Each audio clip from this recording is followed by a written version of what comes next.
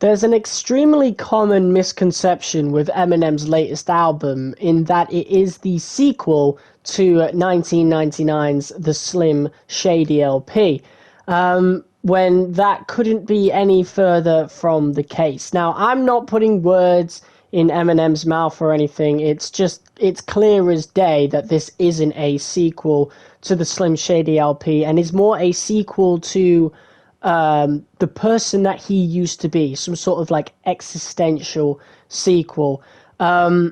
Slim Shady in the album is actually the version of himself, of Marshall Mathers, of Eminem, from 2003, specifically when his addiction was just ramping up and going towards becoming the worst part of it.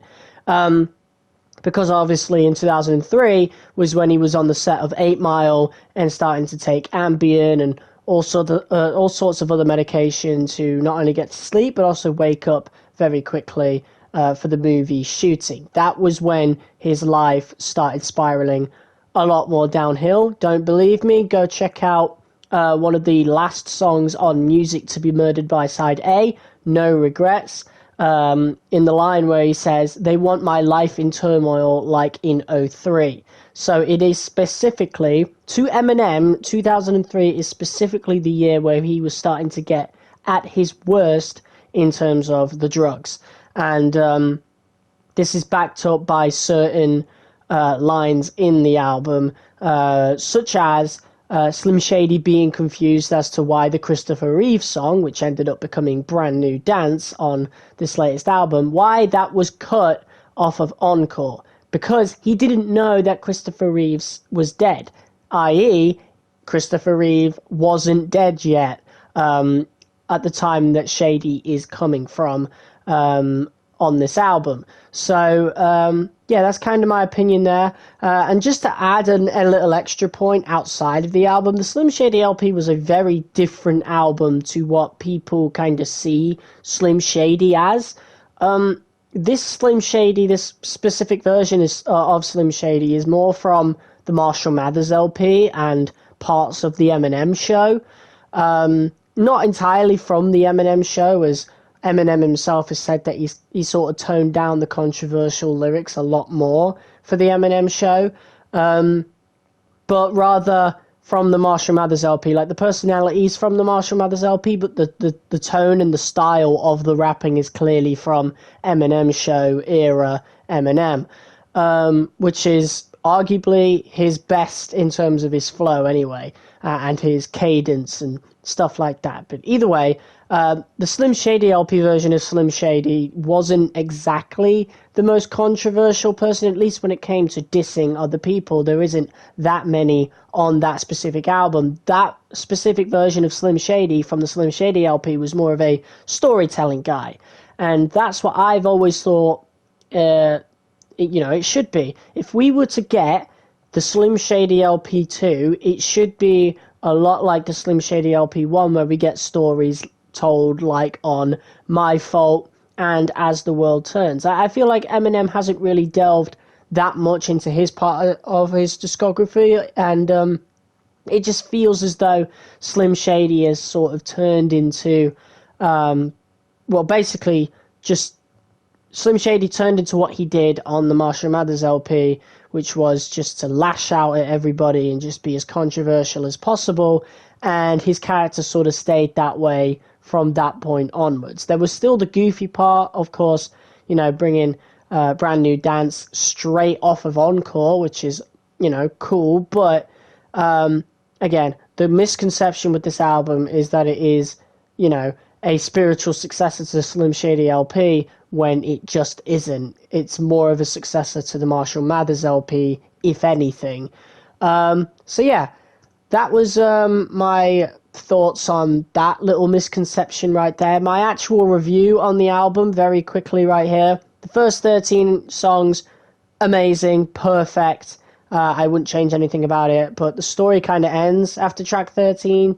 You know how it is. It's pretty much everybody's opinion on the album, but I think certain tracks should have been placed in different places, for example. And Bad One just shouldn't have been on the album at all. I think Bad One is a bad song, ironically.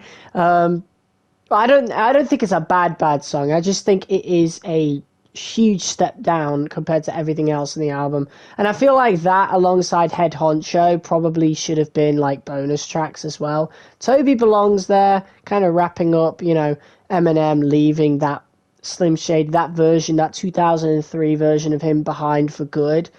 That's good that that's there, but Bad One contradicts certain points of the album, certain big points of the album. And Head Honcho's a cool track, but it comes right after Guilty Conscience 2. It's a very jarring track to listen to. Temporary is great. Temporary should have been the song that followed Guilty Conscience 2, then Toby, and then the Guess Who's Back skits end the album, and then we would have had Somebody Save Me, which, yeah, it is sort of a bonus track in itself, because it's not really part of the album's narrative, but some people say it is, because then it starts the loop where Shady dies or Eminem dies and then is resurrected in Renaissance. I don't know. But yeah, I think my favorite song on the album is probably Renaissance. Like, if there was any part of Slim Shady that I think should return, like that sort of flow and all that, it should be what was shown on Renaissance, and not the guy who was like controversial for no reason. But no, seriously, it was a great album. Like, songs like Habits, Lucifer, Evil, Antichrist, Fuel, even Road Rage, some of the best songs he's done in years. And then Brand New Dance. I'm a big fan of Encore. I don't care what anybody says. There are some really bad tracks on Encore, like Puke and Big Weenie, but songs like My First Single is a guilty pleasure. Rain Man, I Will Die on the Hill, that's a really good song. And then Ass Like That and Just Lose It, some of the best songs.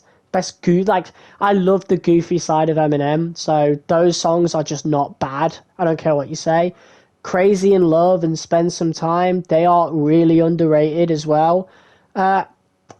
Anyway, I don't want this to turn into an encore review, but my point is, it's nice to have that encore sound still there. And I'm quite curious to see what he's going to do later on this year, because, it's the 25th anniversary of the Slim Shady LP, and the 20th anniversary of Encore.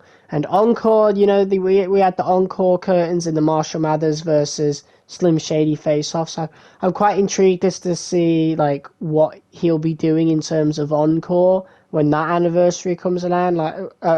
Maybe we'll get a side B, maybe we'll just get a big fat deluxe edition. Who knows?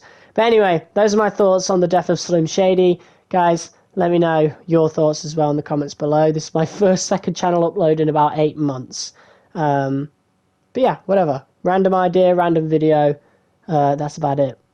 Whatever. Bye.